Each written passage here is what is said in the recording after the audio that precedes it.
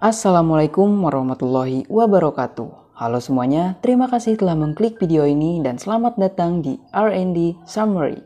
Apa kabar kalian? Saya harap kalian baik-baik saja ya.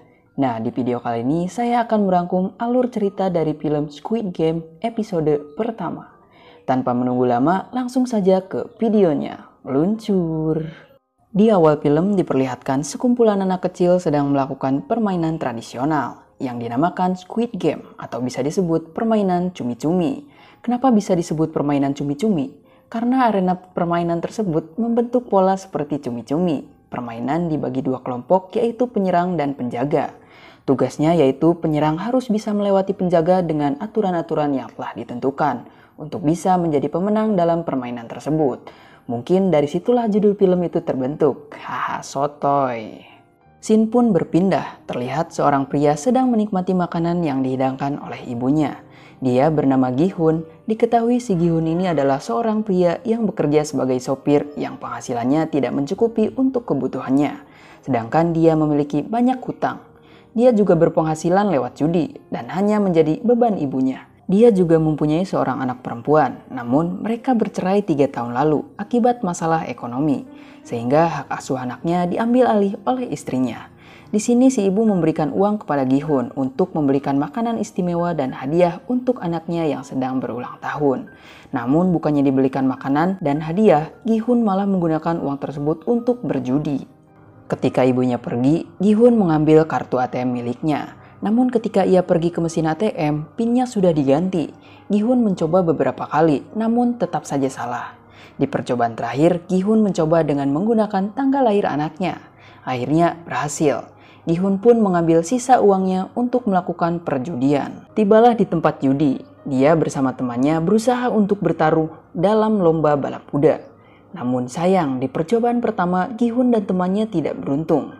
Di percobaan kedua, Gi-hun berhasil menebak taruhan dengan benar dan berhasil mendapatkan uang untuk membelikan hadiah ulang tahun anaknya. Mereka berdua merasa senang telah mendapatkan uang yang banyak dari hasil taruhan. Kesenangan tersebut tidak berlangsung lama karena di luar sudah ada rentenir yang sedang menunggu Gi-hun untuk membayar hutangnya kepada mereka. Gi-hun kabur ketika melihat para rentenir. Kemudian rentenir tersebut mengejarnya hingga Gi-hun tertangkap. Karena hutangnya yang begitu besar kepada si rentenir, Gi-hun tidak sanggup untuk melunasinya. Si rentenir tersebut memberikan perjanjian kepada Gi-hun agar bisa membayar semua hutangnya dalam waktu 1 bulan. Apabila tidak bisa melunasi hutangnya, Gi-hun harus membayar dengan menggunakan organ tubuhnya, yaitu ginjal dan matanya. Sepulang dari tempat judi, ia berniat membelikan hadiah lewat mesin capit boneka. Sialnya Gi-hun tidak ahli dalam permainan itu dan banyak mengeluarkan banyak uang untuk permainan tersebut. Gi-hun nampak kesal karena dirinya tidak beruntung mendapatkan hadiah. Ternyata kekesalan dia diperhatikan oleh seorang anak kecil. Akhirnya berkat bantuan anak kecil itu, Gi-hun bisa mendapatkan hadiah dari mesin capit itu, berupa kotak yang entah apa isi kotak tersebut. Lalu Gi-hun mengajak anaknya yang bernama Ga-young untuk makan di kedai pinggir jalan untuk merayakan ulang tahunnya. Gi-hun memberikan hadiah dari hasil permainan capit tadi.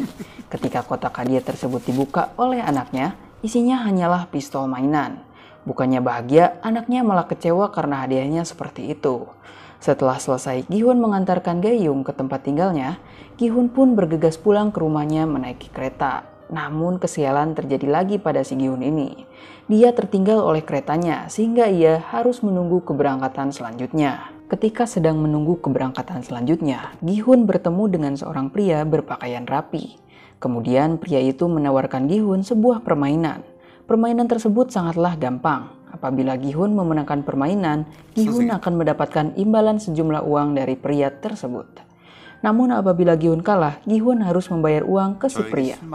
Karena pria ini tahu bahwa Gi-hun tidak memiliki uang, maka peraturan permainan sedikit diubah. Yaitu ketika Gi-hun kalah, pria itu akan menamparnya. Anehnya, pria ini mengetahui seluk-beluk kehidupan Gi-hun. Mulai dari hutang ke rentenir, hutang ke bank yang jumlahnya tidak sedikit, hingga permasalahan keluarga yang kini sudah cerai dengan istrinya. Tanpa pikir panjang, Gi-hun menyetujui permainan tersebut dan ia langsung memulainya.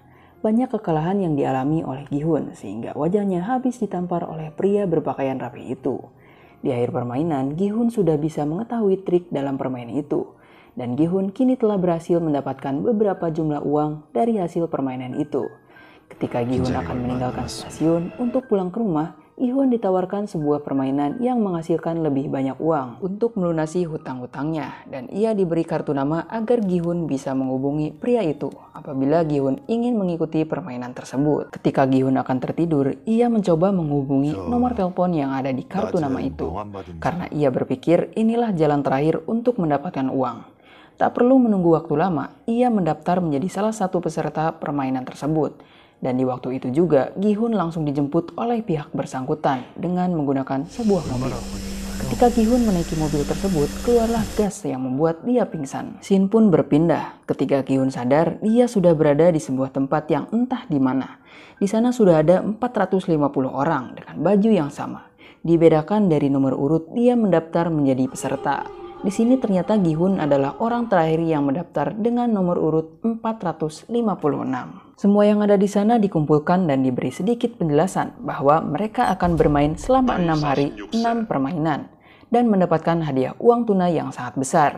Di antara peserta ada yang bertanya, "Mengapa aku ada di sini?" Ternyata orang-orang yang ada di sana ialah orang-orang yang mempunyai hutang dengan jumlah besar dan tak mungkin bisa membayarkannya. Setelah itu, mereka semua menandatangani perjanjian dan melakukan registrasi ulang. Kemudian para peserta diarahkan ke tempat permainan pertama.